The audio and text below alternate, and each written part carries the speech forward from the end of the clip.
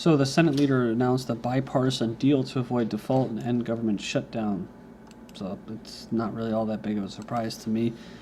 Like I said in the beginning, I mean, I was surprised that they were actually following through with this stuff. But I'm not surprised as far as how far they're willing to go in order to pass this, what I call poverty care, is what it is, the Obamacare bill. And also to keep the structure going. I mean, do you really think that they're going to let the economic and political system that they've invested this long in just go under? I don't think so. So Harry Reid said Senate leaders have reached a bipartisan deal to avoid default and end the government shutdown now on its 16th day. Like I said, it wasn't really a shutdown. They were just scaring the shit out of people, regular average people with their services. You're not going to get your Social Security or your disability or your welfare or national parks to be shut down. But everything else was, up and operating. These assholes were still getting paid. So it's like they're punishing people who have no control over anything.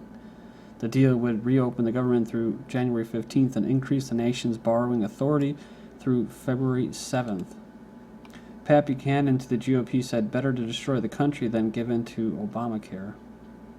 He said Republicans should refuse to raise the white flag and insist on an honorable avenue of retreat. He said that if Harry Reid's Senate demands the GOP end the sequester on federal spending or be blamed for the debt default, the party should, Samson-like, bring down the roof of the temple on everybody's head. So a commenter said something about this 100-year charter expiring. That could be, they just changed the Federal Reserve ahead. And this is right around the shutdown, so... it may not be about debt ceiling or Obamacare at all. It could just be, it's the Federal Reserve System, a private cartel of banks, hashing out the renewing of a contract and its terms.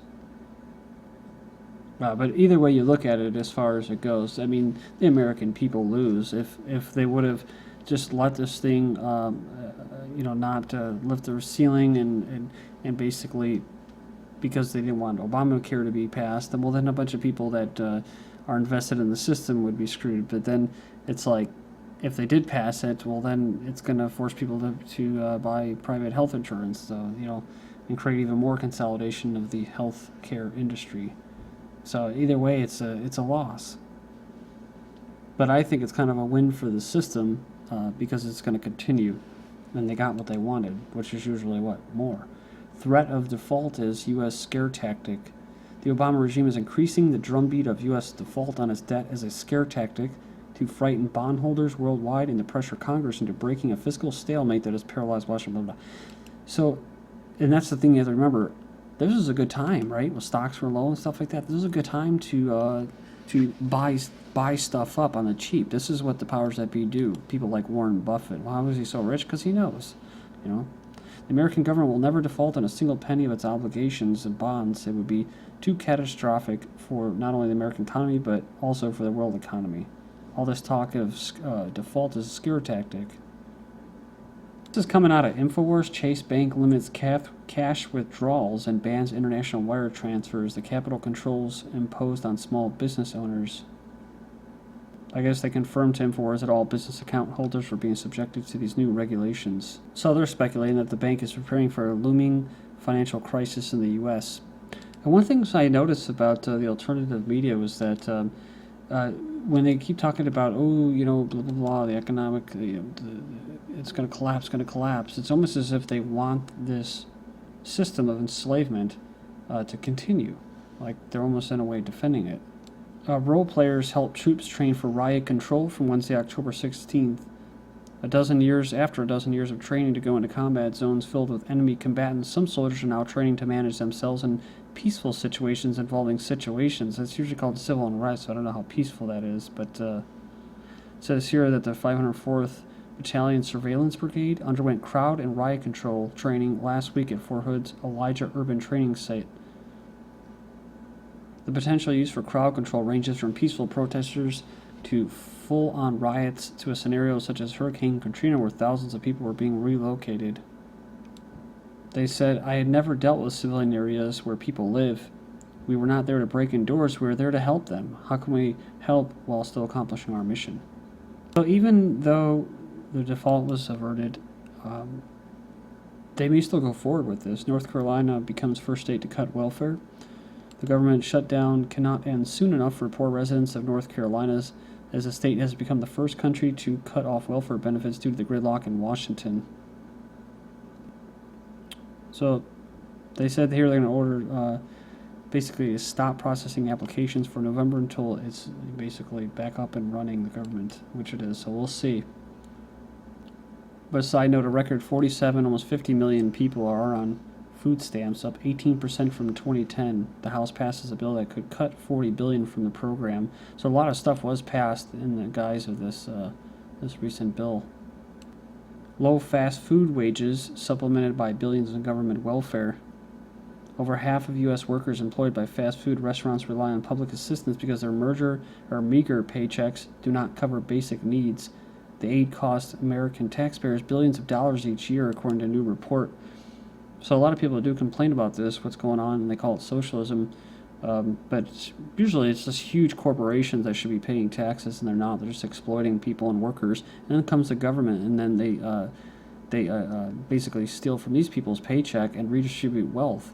It's, we're talking about, yeah, of course, middle income people. They definitely do, and they're the hardest hit. They're the ones that fund it. But even people that are not considered middle class, that are kind of in that poverty level almost, and they're still working because they don't have enough hours, they also get taxes, third taken out as well. As far as the economic recovery goes, in England, Red Cross launches emergency food aid plan for UK's Hungary. The first time since World War II, this winter will start collecting and distributing food aid to the needy in Britain for the first time since the Second World War, as welfare cuts and the economic downturn. That's like I said, the looting and the pillaging of people, mostly the baby boomers' savings and their investments and all that, sends soaring numbers of people to soup kitchens and food banks across Europe. Yeah, last year there's people freezing, a decent amount of people freezing because of high gas prices, for heating. So they're best known for their work in disaster zones. They'll actually be mobilized to go into supermarkets across the country at the end of November to ask shoppers to donate dry goods. Then they'll distribute them to basically food banks nationwide and that.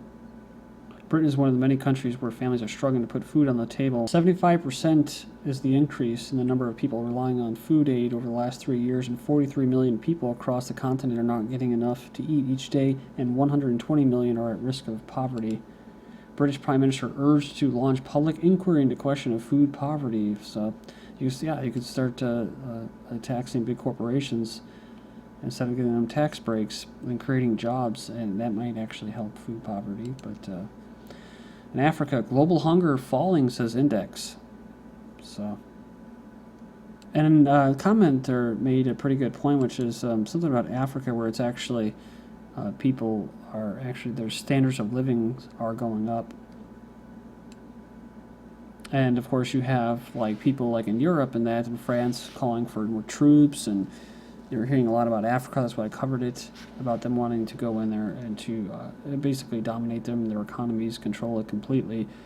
And then you have these African leaders all of a sudden saying they want out of the ICC, International Criminal Court, which would be a big deal. I mean, that's synonymous with Gaddafi saying they want to create a gold currency for Africa.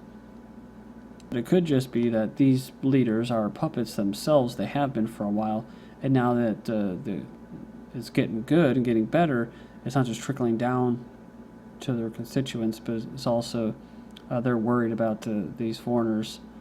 Their puppet masters are basically their bosses coming in and taking what they have. So an interesting twist was in 2000, South Asia had a better score than Sub-Saharan Africa, but now Sub-Saharan Africa, has a better score than South Asia. Then in Syria, it says desperate Syrians are eating dogs, or they may eat dogs. Damascus suburbs are being starved out, and this has been going on since earlier this year, where they're locking down towns, these rebels, these Al-Qaeda terrorists that the West is funneling money and guns and all that, at least they were, and creating havoc here, starving the Syrian people, creating refugees. So it wouldn't be a good propaganda piece without putting this disclaimer in there before, with reports surfacing of regime loyalists using starvation tactics against rebel-held areas. They said the clerics in Syria have issued a fatwa telling the faithful that it's okay to eat normally forbidden meats like dogs, cats, and donkeys, saying it's a reflection of the reality we're suffering. I think situations are only going to get worse for them. Chemical weapons being given up aside. Middle class poverty, USA, women forced to, because I think that's a success. This is the success, like Libya, constant or basically like a failed state. Women forced to sell their own hair, breast milk, and eggs to make ends meet as economic recovery fails to raise wages. Top Google results for I want to sell my have been kidney, eggs, and hair since 2011. Websites even sprung up that allow women to post their hair and breast milk for sale online. Thousands of women across the country are turning their bodies into ATMs, selling their hair, eggs, and even breast milk to make ends meet as the economic recovery fails to bring wages and job back. It's not coming back, pre-recession, pre-wealth consolidation operation, 2008, it's not coming back, Many of women who are auctioning off the pieces of themselves are middle-class mothers who are struggling to maintain the same standard of living for their children 5 years. So, grocery store shelves are being equipped with cameras to gather shopper information. Starting in 2015, high-tech shelves equipped with built-in cameras could appear in grocery stores to watch us and get intelligence. The idea is coming from a company of brands like Chips Ahoy and Nabisco to build a database of basic information about grocery store customers like age and sex so it can be better market its products. We have this. Smart shelves will identify grocery shoppers and deliver custom advertisements according to an interview. This is the same thing, basically, smart shelves. Concentrated in the checkout line, will use a variety of tools to identify shopper sex and age. Kind of creepy. It says here they're going to track individual engagement, how long the ad is watched. Weight sensors will let the machine know when the customer has picked up an item or even considering a purchase. I think this is something different. Russian mood sensing retail device readies for U.S. invasion. And it says sensors on the machine scan a customer's items to see exactly what you're getting or based on your appearance, what you want to purchase. Based on the time of day, season, or mood, Syncura offers promotional offers. The service then collects data on what you buy to predict offers you might be interested in purchasing on subsequent visits. It's creepy. It may offer someone over the age of 21 a discount on the bottle of whiskey at the checkout counter on Friday night, especially if he looks lonely or, conversely, ready for a fun night out. If it recognizes you as angry, it won't offer you anything at all. It also recommends incentives and extras such as product location, maps, recipes, coupons. Google's basically going to include your face in its new ads, tinkering with the ever-delicate balance between selling advertisements and creeping its users out. Friday, the company said it would begin including recommendations that Google Plus users make in advertisements. The new policy kicks off on November 11th. It basically, as far as how it works, it says use Google Plus to rate some product. It turns out the company behind the product wants to advertise on Google. And when the company purchases an ad, your friends will see a version that includes your photo along with what you said about the product. Said if it looks familiar, it is because it's already been used by Facebook. Stanford experiment could lead to mind-reading devices. Researchers at Stanford have deciphered the neurological pattern created while a person is figuring out a math equation, which shows the brain processes a quantitative thought throughout the day.